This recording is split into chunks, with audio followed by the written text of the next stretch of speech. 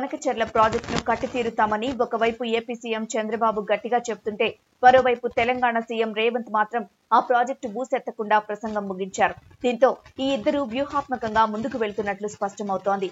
నువ్వు కొట్టినట్టు చెయ్, నేను ఏడ్చినట్లు నటిస్తా అన్న చందంగా ఇద్దరు సీఎంల వ్యవహార శైలి కనబడుతోందని విశ్లేషకులు అంటున్నారు.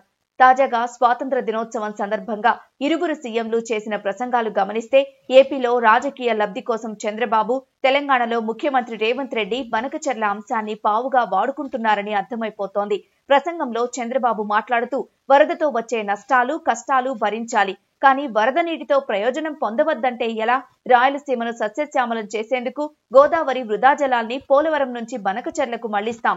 సముద్రంలోకి వృధాగా పోయే నీటినే వినియోగిస్తాం. బనకచెర్ల ప్రాజెక్టుతో ఏ రాష్ట్ర నీటి ప్రయోజనాలకు నష్టం వాటిల్లదు. బనకచెర్ల ప్రాజెక్టుపై ఎవరూ అభ్యంతరం చెప్పాల్సిన అవసరం లేదు అంటూ దబాయింపులకు దిగారు. ప్రాజెక్టును కట్టి తీరుతామని శపథాలు చేశారు. చంద్రబాబు ప్రసంగం అనంతరం కొద్దిసేపటికే గోల్కొండ కోట వేదికగా రేవంత్ రెడ్డి స్వాతంత్ర దినోత్సవాన్ని పురస్కరించుకుని ప్రసంగించారు. తెలంగాణ మాగాణాలను చివరి ఆయకట్టు వరకు సాగునీరు అందించడమే లక్ష్యం. కృష్ణా, గోదావరి జలాల్లో తమ వాటాల సాధనలో రాజీ పడబోమని ప్రకటించారే తప్ప ఎక్కడా బనకచెర్ల ప్రాజెక్టు పేరు ఎత్తలేదు. గతంలో బనకచెర్ల ప్రాజెక్టును అడ్డుకుని తీరుతామని, కమిటీలు వేసి సమస్యలు పరిష్కరిస్తానని హడావిడి చేసిన రేవంత్ రెడ్డి తాజా ప్రసంగంలో ఎక్కడా వాటిని ఉటంకించలేదు. తెలంగాణ నీటి ప్రయోజనాల్ని కాపాడే విషయంలో తమ వద్ద ఉన్న వ్యూహాత్మక ప్రణాళిక ఏమిటో వెల్లడించలేదు. బనకచెర్ల అంశంపై అసలు రేవంత్ తన ప్రసంగంలో ఒక్క మాట మాట్లాడకపోవడం అనుమానాలకు తావిస్తోంది. బనకచెర్ల కట్టి తీరుతామని చంద్రబాబు స్పష్టంగా తేల్చి చెప్తున్నా రేవంత్ రెడ్డి అంతే ధీటుగా అడ్డుకొని తీరుతామని ప్రకటించని దుస్థితి నెలకొంది.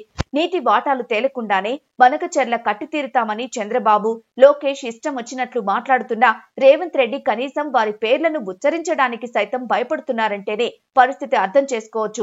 కాంగ్రెస్ నేతలు, సీఎం రేవంత్ రెడ్డి కేవలం పొలిటికల్ స్టేట్మెంట్లకు పరిమితం కావడం తప్ప కేంద్రాన్ని గట్టిగా నిలదీసింది లేదనే చర్చ నడుస్తోంది. చంద్రబాబు బనకచెర్లపై ఇన్ని మాట్లాడుతున్నా రేవంత్ రెడ్డి మాత్రం తన గురువును పల్లెత్తు మాట అనడం లేదంటేనే ఇద్దరు ముఖ్యమంత్రుల మధ్య చీకటి ఒప్పందం ఎంత బలంగా ఉందో అర్థం చేసుకోవచ్చు అంటూ విశ్లేషకులు మండిపడుతున్నారు.